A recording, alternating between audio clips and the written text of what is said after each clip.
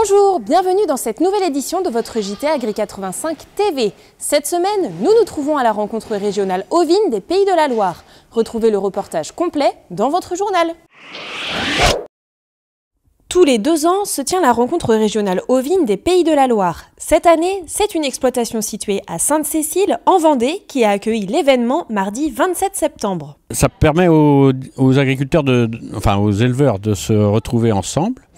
Et parce que l'occasion n'est pas très courante. En tant qu'éleveur ovin, les éleveurs ovins, faut le dire, ils sont assez dispersés. Et également de présenter aux futurs éleveurs l'élevage ovin, c'est-à-dire notamment, là dans le cas présent, c'est tous les lycées vendéens qui sont là, lycée nature, les établières, et j'en oublie d'autres. L'élevage ovin a un potentiel de développement qui est intéressant parce que l'élevage ovin notamment ne produit pas suffisamment de viande par rapport à ce qui est consommé en France. Donc on est à peu près à, disons, 40% d'auto-approvisionnement, c'est-à-dire qu'il y a 4 agneaux français qui sont fournis pour 10 agneaux consommés en France. Et donc forcément il y a la place pour des nouveaux éleveurs. Et également, c'est un élevage qui n'est pas très gourmand en investissement. Le matin s'est déroulé en salle avec un thème sur l'autonomie protéique. L'après-midi était quant à elle consacrée aux équipements connectés avec la visite du GAEC Gabillot. 3 ateliers en circuit y ont été présentés. Éleveurs et élèves des lycées agricoles présents ont notamment pu s'initier au contrôle de performance avec les logiciels de gestion de troupeaux. Ils ont aussi pu découvrir de nouveaux équipements de pesée et de contention. L'autonomie protéique, chez nous, ça se traduit par la production de luzerne, donc 3 hectares de luzerne qui ont été implantés, ramassés en enrubanage et en foin. Ça se traduit aussi par du déprimage d'herbes en sortie d'hiver par les brebis, pour ensuite faire des foins de qualité. Auparavant, en 2014, on a démarré avec 30 hectares de prés, puis que 100 brebis. Alors j'avais largement ce qu'il fallait comme herbe, donc je ne m'occupais pas de tout ça. Maintenant, on essaye de bien valoriser tout ça. À l'heure actuelle, il y a 300 brebis sur l'exploitation, 30 hectares de prairies, 3 hectares de luzerne et 130 hectares de culture à côté. À venir de l'élevage ovin selon l'éleveur, les nouveaux équipements ont captivé le public présent ce jour-là. La Chambre d'agriculture régionale lui donne de nouveau rendez-vous dans 2 ans pour découvrir de nouvelles innovations. Le Vendée Globe culinaire est officiellement lancé. Une opération qui se tient du 15 octobre au 6 novembre lors du village du Vendée Globe à Port-Olona aux Sables d'Olonne. Durant 3 semaines, les interprofessions viande bovine, laitière et porcine, la CCI de Vendée, les maraîchers nantais, Vendée Qualité, Infagri85 et la Chambre d'agriculture vont présenter aux visiteurs du village l'agriculture française d'aujourd'hui, ses produits agricoles français et les savoir-faire culinaires des chefs qui les proposeront à la dégustation. La Chambre d'agriculture a été l'instigateur dans le cadre du Vendée Globe de pouvoir aller encore un petit peu plus loin pour valoriser les produits alimentaires. Au-delà du manger local, c'est pas banal, les produits de proximité, de profiter de cet événement du Vendée Globe pour l'intituler Vendée Globe culinaire. Considérant que pour bien produire, il faut bien entendu bien cuisiner pour permettre d'apporter des produits de qualité sur les assiettes. Autour du slogan « Bien produire pour bien nourrir, bien cuisiner pour bien manger », le chapiteau des partenaires du Vendée Globe culinaire se tient à côté des pontons des bateaux de la course. 200 mètres carrés présentant démonstrations culinaires et animations ludopédagogiques autour d'une maquette. Comme c'est Vendée Globe culinaire où tous les jours il y aura de la cuisine, on verra tous les produits déclinant de la viande bovine à la sauce des restaurateurs avec l'accompagnement des légumes mais aussi du repas journalier. De s'associer à cette manifestation pour présenter et communiquer sur la viande bovine, Interbev, c'est son rôle au niveau national, mais aussi dans le corps de manifestations internationales.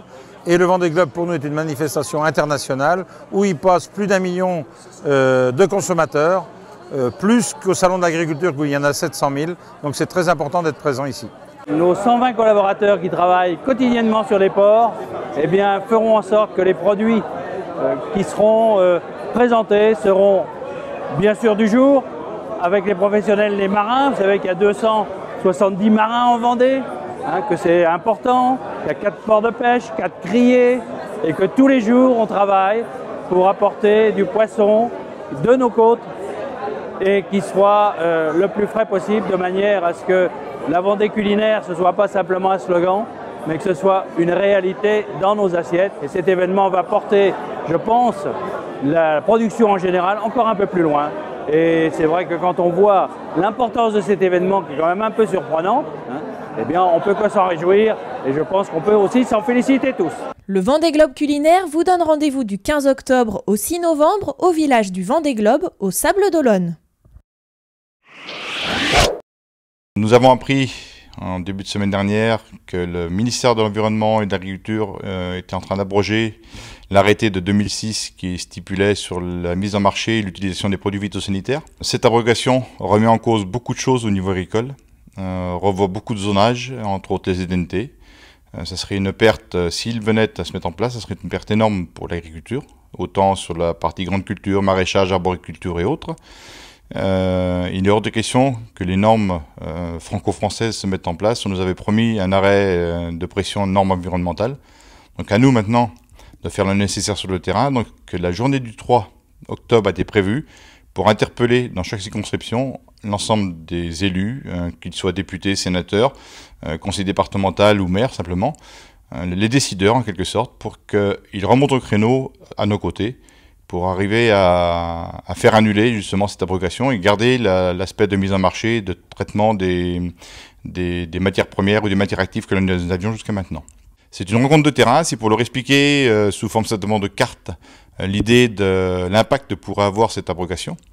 Et puis leur redire que les normes franco-françaises, il y en avait assez, il y avait un cahier des charges européen, et que de toute façon on allait nous s'y atteler et rester sur ces normes-là. Il était hors de question d'accepter autre chose. Et maintenant, à eux de faire le nécessaire pour remonter les informations qui est de droit. Réunis la semaine dernière, les responsables veaux de la FRSEA ont fait le point sur les sujets d'actualité.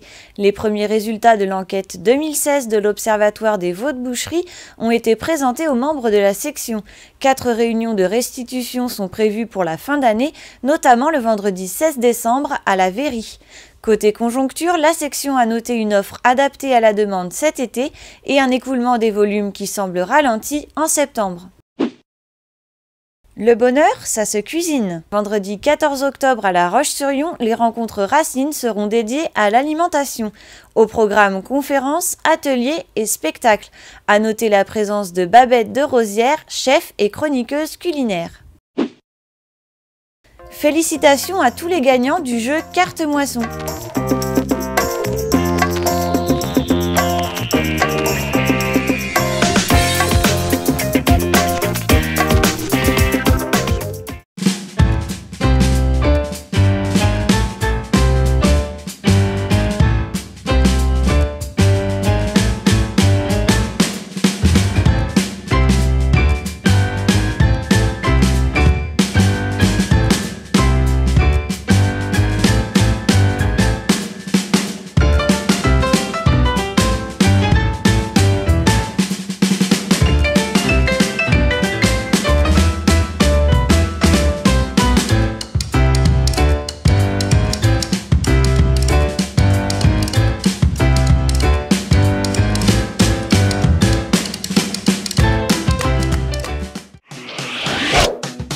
Votre JT est maintenant terminé.